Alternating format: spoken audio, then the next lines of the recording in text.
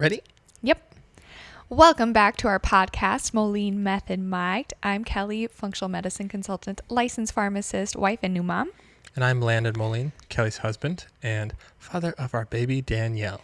Yes, so this is actually going to be deep dive into more of a functional medicine topic. We've had some requests for different topics, so we're going to start with HRT, which stands for Hormone Replacement Therapy. So if you know someone or if you're going through it yourself, different symptoms of your hormones being all over the place, maybe you're in perimenopause, menopause, or for men, they call it andropause, which is kind of like the menopause for men where your testosterone drops. But yeah, if you know someone going through this, you can definitely share it to them as well as we dive into it and see if this is a good help to you. Awesome. Okay. So I can almost relate to it. I know I haven't gone through perimenopause or menopause myself, but I've answered lots of questions to women who have questions about it in the pharmacy and then through my own functional medicine practice myself. But I recently had a baby, and so I felt that big hormone shift from pregnancy to postpartum. Your hormones kind of fall off the cliff, which is kind of similar to menopause. Yeah, no, I definitely noticed a big shift in your mood, and you weren't crazy horrible, but I could definitely tell that you were a little more moody, a little more not yourself when you first were going through that. Yeah, when you have a big hormone drop, you can experience brain fog, irritability or moodiness, some sort of anxiety, trouble sleeping, or just not really like feeling yourself. And then also people can experience weight gain, and lack of energy. And there's a lot of things that can go into that drop of hormones, whether that's postpartum or menopause too. Gotcha. Is that the same for men? You said, what did you call the men's shift? Andropause. So androgens are typically the male hormone. When would men go through andropause?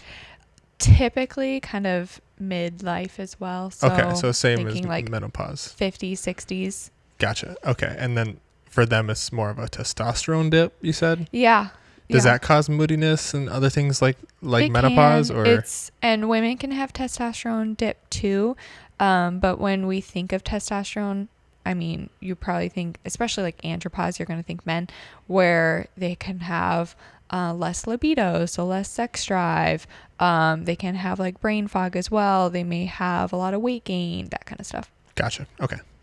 Yeah, so women can also have less testosterone and kind of those same things.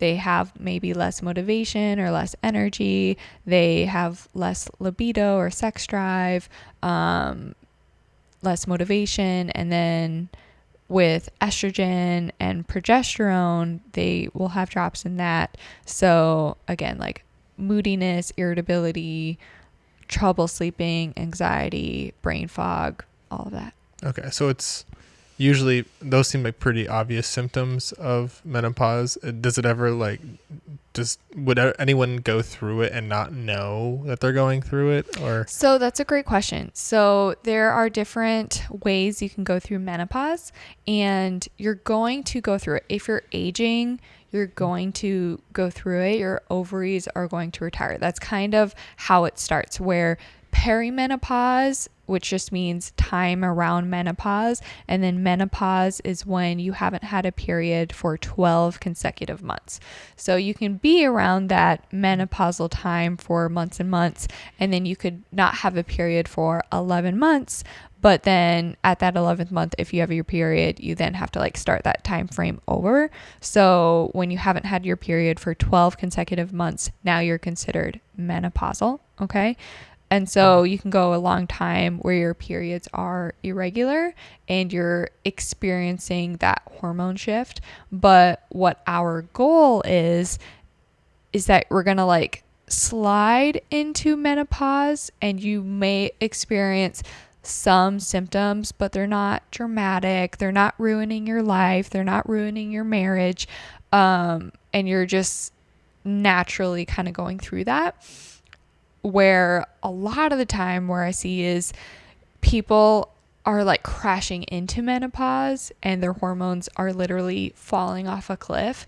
And that's when we experience those more dramatic symptoms, like I just talked about. And it really feels like it's taking over their life and they do not feel themselves in any capacity. So our goal is to slide into it.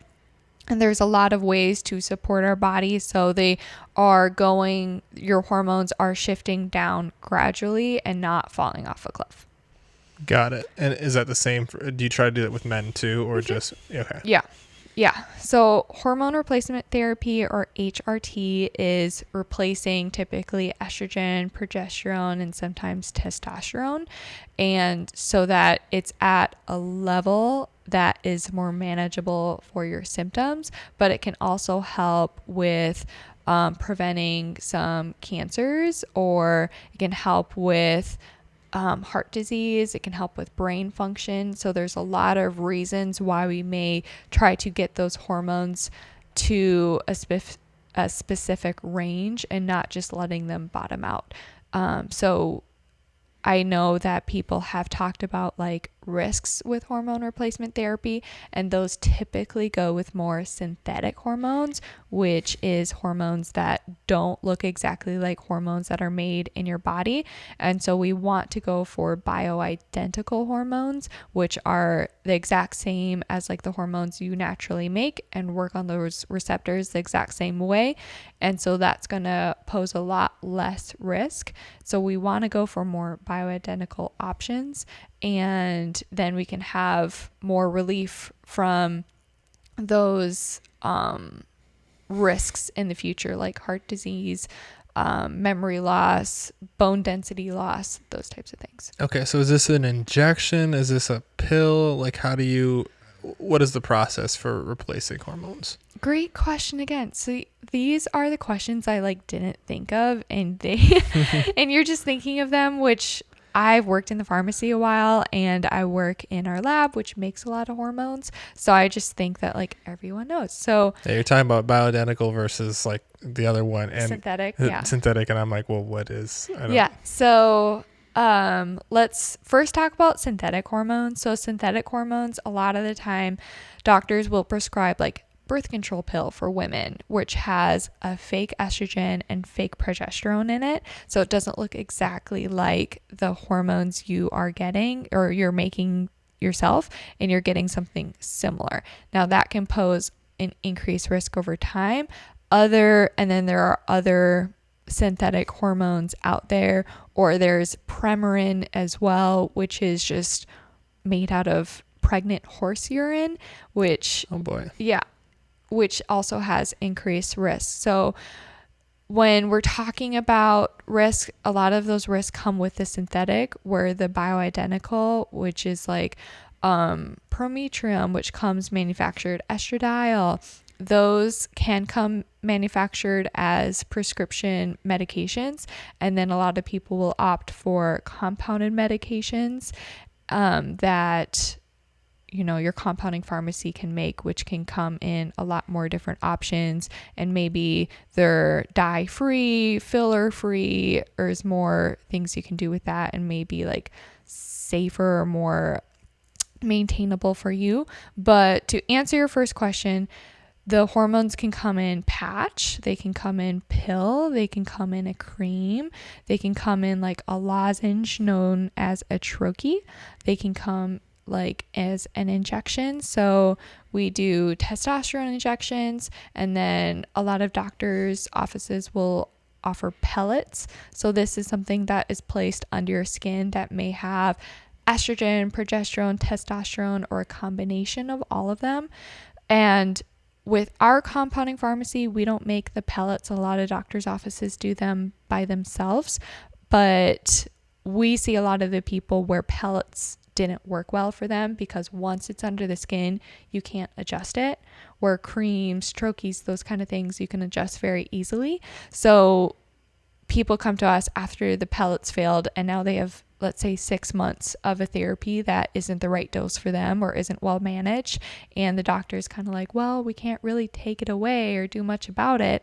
So you kind of have to like suffer those consequences for the time, and it's up to you if you want to continue trying it and adjust the dose, or if you just want to go a different route. So I see a lot of the people who that didn't work for them, and so now we're trying a different route. But those are all the prescription options, which needs to be prescribed by a physician, a nurse practitioner, that type of thing. And then I, in my practice, do more over-the-counter medical grade supplements. So I'm also doing bioidentical progesterone and then more like plant-based estrogens, so that are still working on those receptors but aren't the hormone themselves. So it can be safer alternative when we're talking about people with risks of hormone cancers like breast cancers and that type of thing too. Okay. So you have so you're more on the supplement side. Is one proven to be more effective than another as far as the supplements go, so as far as the prescriptions go, as long as they're bioidentical hormones? Yeah, we're looking for bioidentical. Prescriptions can be at higher doses a lot of the time, so we can alter those doses a lot easier, where over the counter may be lower dosing, so you can do more of it and still get to something very similar. But sometimes, especially if we are looking at like different formulations of that, let's say progesterone, I can do over the counter progesterone cream and get to a very like the same dose. But if you want an oral progesterone, I can do like sublingual oral progesterone.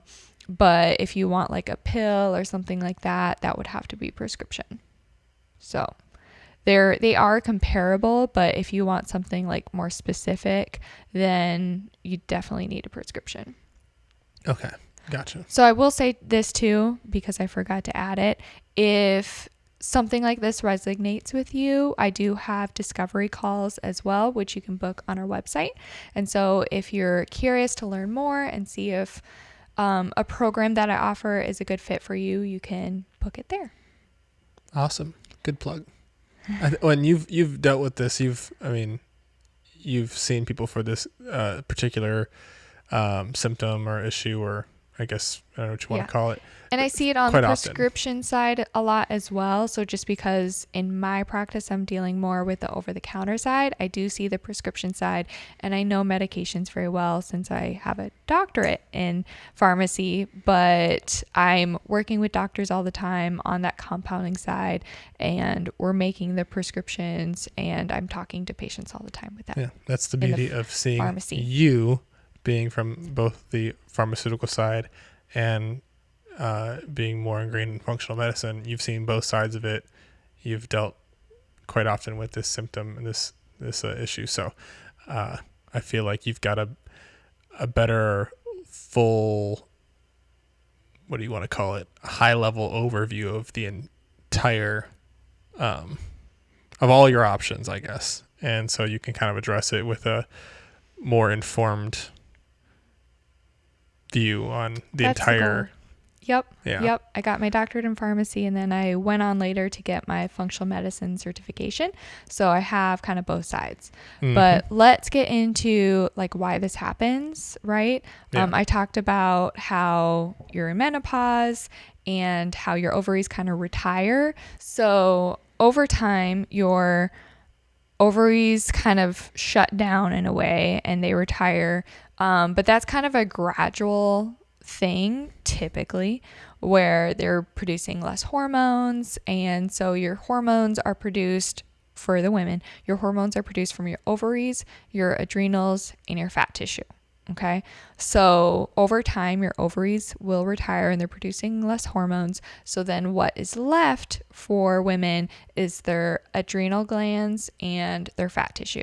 So we've talked in previous episodes about the adrenal glands and how they're responsible for cortisol as well. And so the adrenal glands are dealing with a lot, right?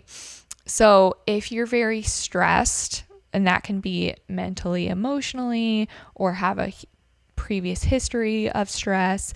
That can be a physical stressor like toxins. That could be stressors like gut imbalances or gut infections. There's a lot of things that can stress the body, whether that's mentally or physically.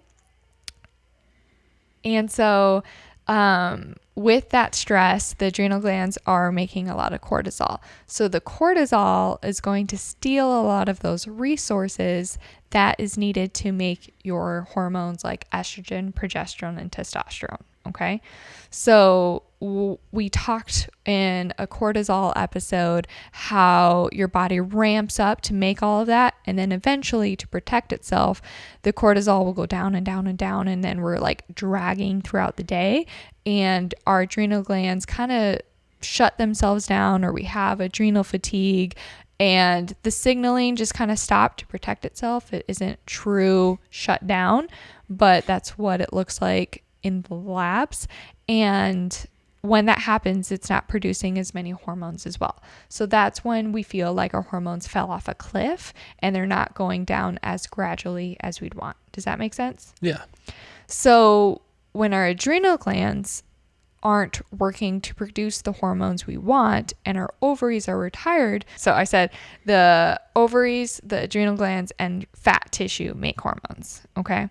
So if the ovaries are retired and the adrenal glands aren't working because you overloaded it with so much stress, the third place is fat. Okay.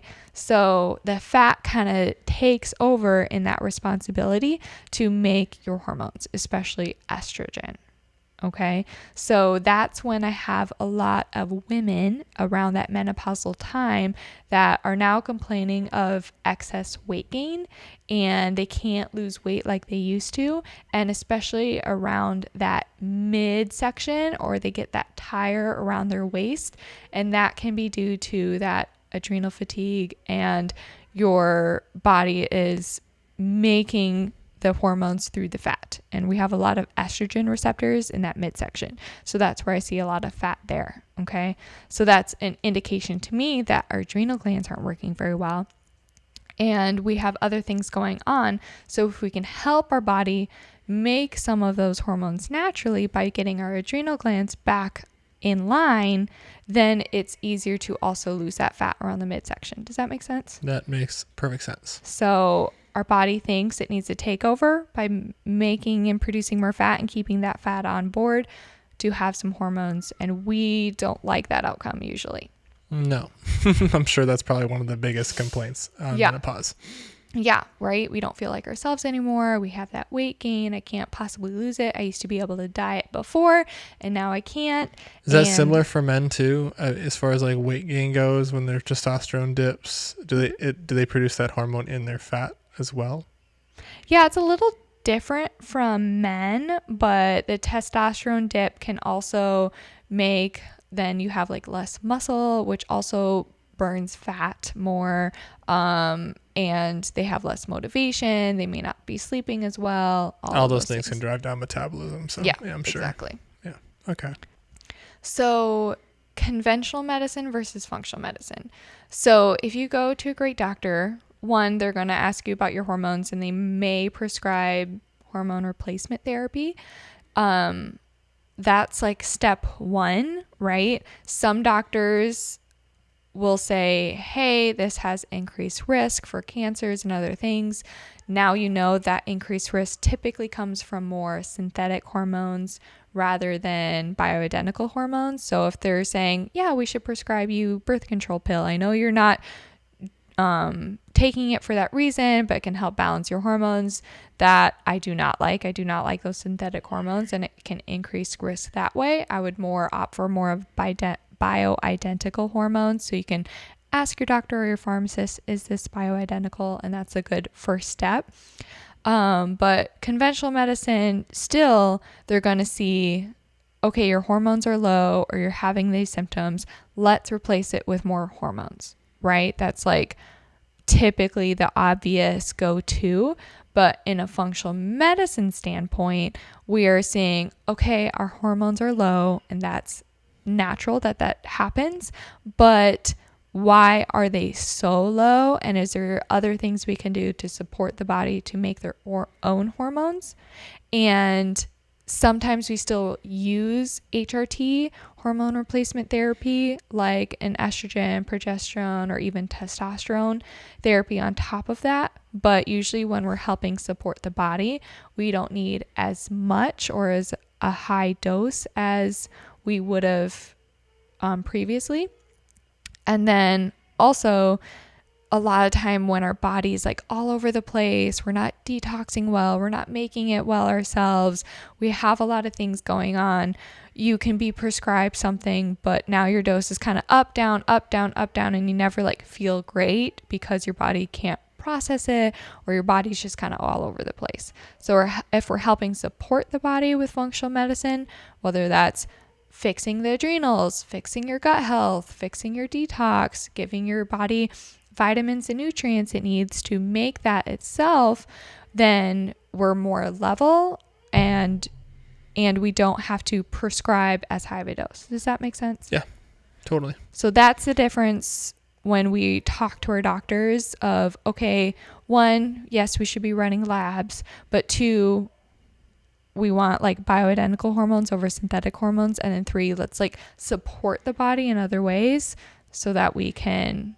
get to where we need to be better. It's the classic Band-Aid approach versus actually looking at like the root cause of what your body's trying to do and trying to get it to operate at its optimal levels. So that's exactly what I do with my clients is I'm going to look at the hormone levels, but I'm going to do more advanced testing rather than just a blood test, here it is, and now let's manage through symptoms like a Band-Aid approach. I'm going to do like a urine test or a saliva test to get a more exact and then how those hormones are being processed in the body rather than just a one number. I'm getting more numbers and then how it's being metabolized in the body. And then we're looking at adrenal and cortisol function. We're looking at gut health. We're looking at the detox so that we can get the body working more as a whole and not just saying, hey, your hormones are low, let's replace it with more hormones. You know what I mean? Yep. Yeah. So again, if this resonates with you, you can see if this is a good fit for you by scheduling a free discovery call on our website, molinemethod.com, and we can talk about different programs and have a more personalized approach for each person. Perfect. Yeah. So should we do some questions that we had come in about this topic specifically? Yeah. Okay.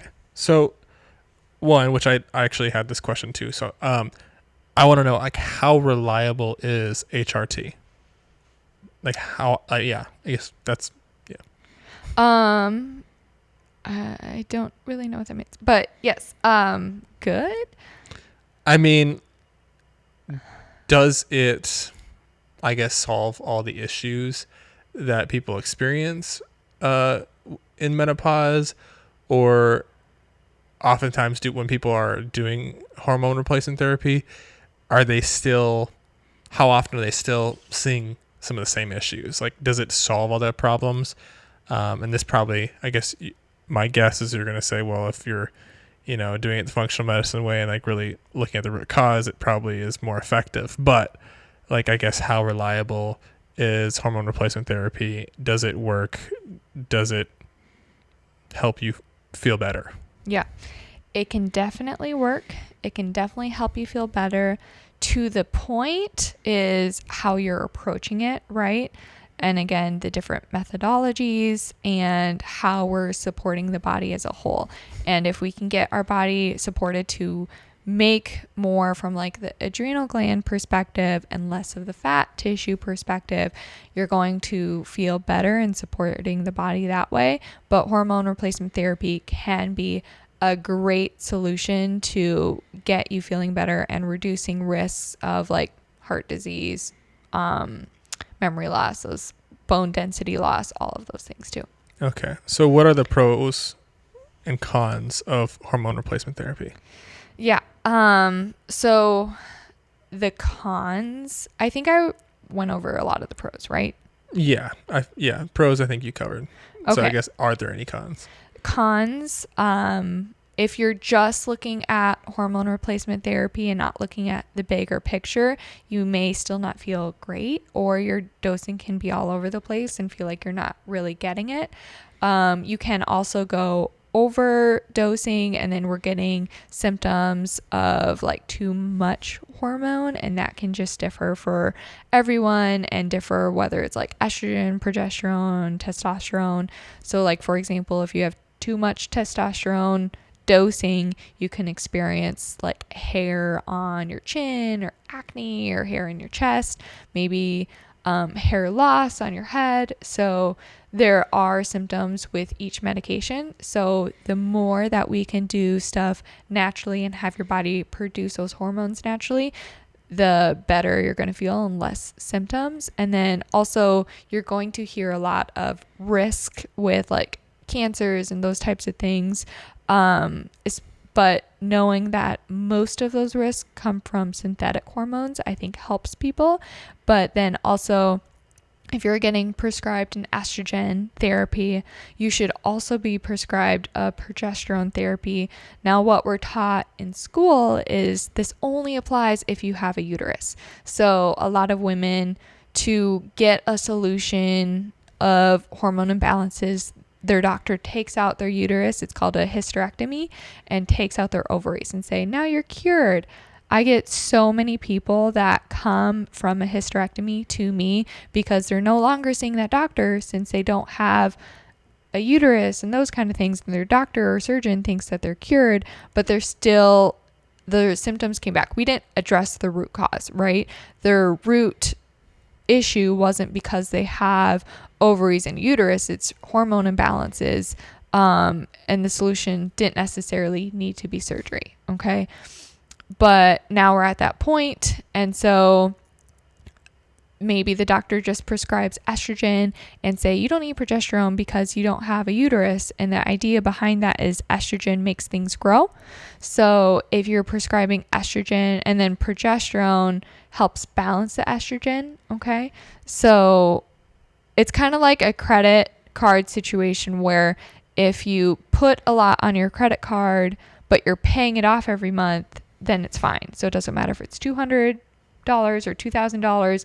If you're paying it off, like you're paying it off with your progesterone, it helps balance it out. So estrogen makes things grow, so it can make your uterus lining grow. And if you don't have progesterone, that can cause like cancers or other things like uterine cancer because that lining grew too much.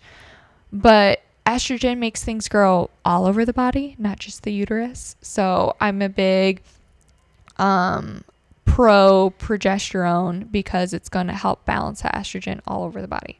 Okay? Gotcha. So whether you have a uterus or not. I like that. That's not exactly what it's taught in pharmacy or medical school, but I do like having progesterone on board because a lot of times that's low as well. And if we just have estrogen, now we're creating an estrogen dominance, which can be, again, irritability and other symptoms that go with that. Got it. That makes a lot of sense. That sounds like a major con if you're only getting estrogen. Mm-hmm. So yeah, we like to have all the hormones balanced in relation to each other. Mm-hmm. Balance is key. Okay, so last one. Are there health concerns if you've been in menopause for over 7 years? So I'm not exactly sure where the 7 years part comes from in this question. I think it's related to other medications like Fosamax and Orlendronate, which helps menopausal women keep their bone density, because with less estrogen is needed to maintain bone density. So when you have less estrogen, they're prescribing a medication to help maintain this bone density. But if you're taking that medication, usually like more than 5 years, they'll do what's called a drug holiday and give you a break because it can have its own risks as well. However, with bioidentical hormones, I don't see that same risk, and different doctors will have different opinions on this, but I've seen plenty of medical doctors say if your hormones are low and there's less risk with the bioidentical hormones, there's no reason to stop those hormones. Even if you're 85 and taking hormone replacement therapy, that still can be very beneficial for you. Okay. So just like getting over that hump of menopause, if those hormones are helping you, I think the previous thought process was we want to get you off of those hormones eventually, but a lot of doctors are now saying the opposite, where we don't need to get off of those hormones. It doesn't pose that risk like we thought, or like synthetic hormones do. Okay, so is that good advice or bad advice? Okay, let me back up. How long does menopause usually last? Menopause is from when you don't have your period until the rest of your life. Okay, so then... But I think what people are thinking of is that hormone shift, right? Where your hormones are going down. Where when we think of our 90-year-old grandmother, we don't think, oh, she's so menopausal, because she already went through that hormone shift years ago.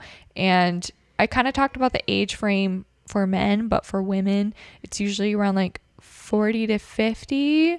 Around there is when their hormones start dipping and they can start getting irregular periods. And that can definitely differ person to person, where some women are still having babies at 45. So they're obviously not going through that yet. And people can go through menopause earlier than they were naturally going to, especially if they're under a lot of stress and that type of thing that can cause early menopausal time. Okay, so do most people then do hormone replacement therapy for the rest of their lives? They can. I would say that's less practiced, because I would say the newer, especially functional medicine doctors, are saying that's a good thing, where the older conventional doctors are just kind of going off of more older studies or synthetic hormone studies, where they're saying, let's get you over this hump and then let's get you off of it. Okay, and then when they go off, do their hormones go right back down then? And they're just like, oh, it's fine now, because now they gradually went down? Or yeah, they try to like taper that down typically, but I've also had people come to me and say, yeah, my doctor wanted me off of these hormones, but now I feel kind of back to where I started and not feeling great. Gotcha. Mm-hmm. Okay, with all the sciencey stuff and the stress of hormones and all of that, we need to balance it with some laughter, and sometimes laughter is medicine, right? Mm-hmm. So, Landon, can you bring us home with a dad joke? Sure, yeah. Balance is key. Balance is key. Everything in moderation. Okay. Even information. Yes. Okay, dad joke of the day. What state is known for its small drinks? Rhode Island? It's the smallest state. No. Oh, Minnesota. Minnesota. I like, oh. For all of our Minnesota listeners out there. I like it. Thank you. Yeah. Minnesota. Like soda, like pop? Yes. Yeah. Yep. We call it pop up there. Down here in Texas, is it soda or Coke? I've heard both. Yeah. I think it depends what part of Texas. Probably. But yeah. Awesome. Anyway. Well, thanks for listening today. Hopefully you learned something. Yes. And you can, it's something you can retain and share with your friends. Don't forget to like and subscribe and give us a 5-star review. Yes. And make sure if you do have interest in hearing more about HRT, or you think it's something you might want to look into for yourself, visit our website and schedule a free consultation with the one and only Kelly Moline. Yeah. And follow us on Instagram at molinemethod.com, or if you have other questions, you can DM us there, or you can email us at kelly@molinemethod.com. Exactly what she said. All right. Bye-bye. Bye-bye now.